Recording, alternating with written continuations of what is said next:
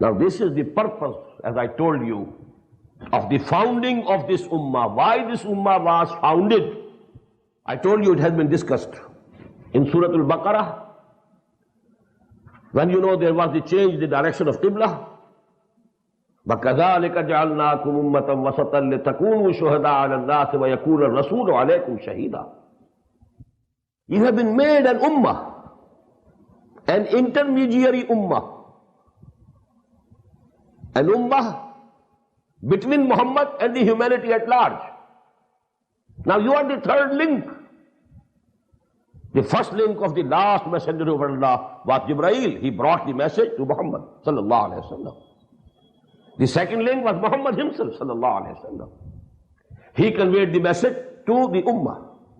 Now ummah is the third link. وَكَذَلِكَ جَعَلْنَاكُمْ أُمَّةً وَسَطًا. Intermediary link between the last messenger of Allah and the humanity at large.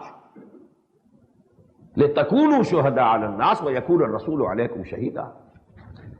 So that you become witnesses against the humanity at large, all the people, and our messenger will be testifying against you. Oh Allah, I had conveyed the message. Now they are to answer the questions, they are responsible.